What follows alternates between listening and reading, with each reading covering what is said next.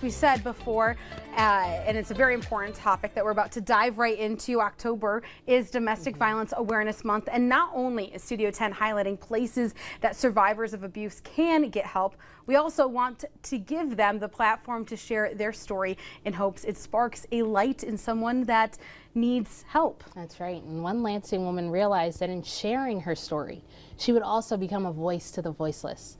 Tanesha Ash-Shakoor is the founder of Voices of Color, a statewide nonprofit that champions for domestic violence survivors and their families.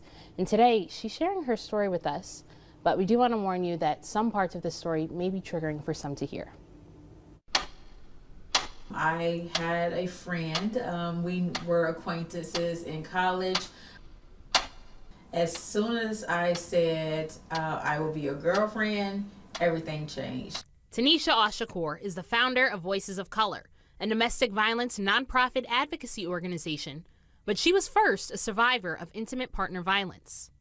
So I went through the emotional, the verbal, the physical abuse until the point the sexual abuse started. I was being raped, and in December of 2007, he held me in a room for over 3+ hours, and he told me he was going to murder me. So I had started counting steps to the door. How long is it going to take me to get from my bedroom? If I have to leap over this way, held a knife to my, to my stomach and to my throat, just letting me know, like, I can kill you.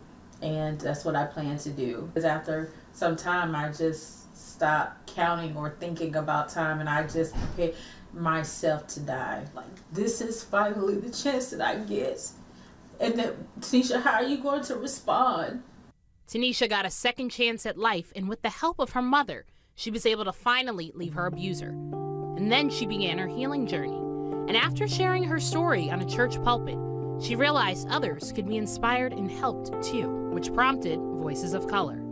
We provide an array of services for domestic violence victims, regardless of their gender, age, sexual orientation, or race. And those services include gas cards, hotel stays, funeral costs, and being a voice for the voiceless across the state of Michigan. She does this because she saw firsthand that there is so much responsibility placed on the victim to get themselves out of their own violent situation. She says her ex-boyfriend made 12 copies of her apartment key and was met with no help when she asked her landlord to change the locks.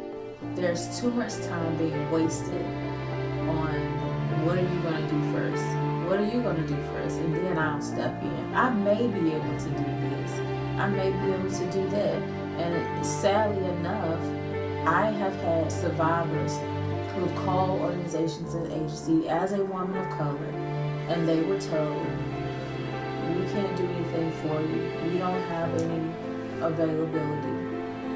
And I've had a white counterpart call, and resources were available.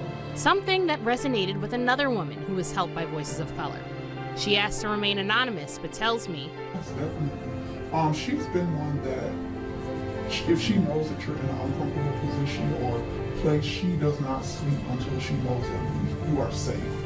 I think with me having been with such a large size family, it was kind of hard to find housing, but she stepped right in and she was there. Tanesha vows to not let this be anyone else's story.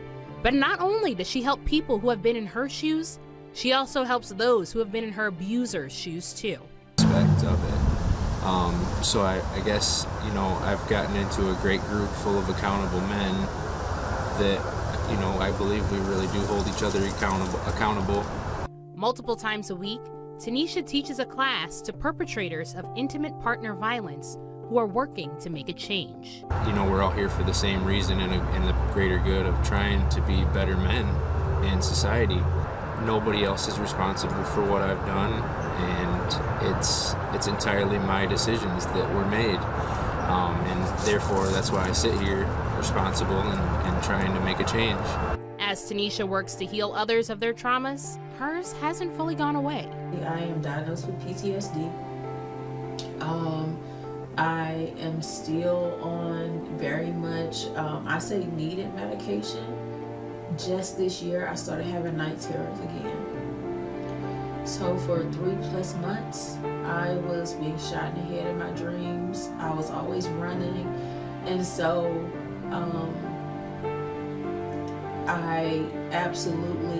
while I say I am actively still healing, I believe that healing is an ongoing word when you experience such a level of trauma. And I accept that.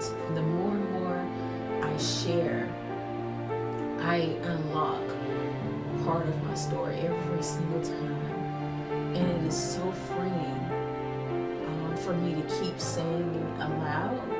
And I think it is also important for me to recognize my mental health so that people know that it's okay.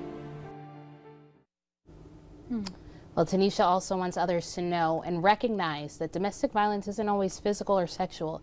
It can also be verbal and emotional. And she says that when you're ready, she is ready to help. And if you know someone who is a victim of domestic violence, you can email Voices of Color at thevoicesofcolor@gmail.com so that they can get the help that they need. We'll be right back.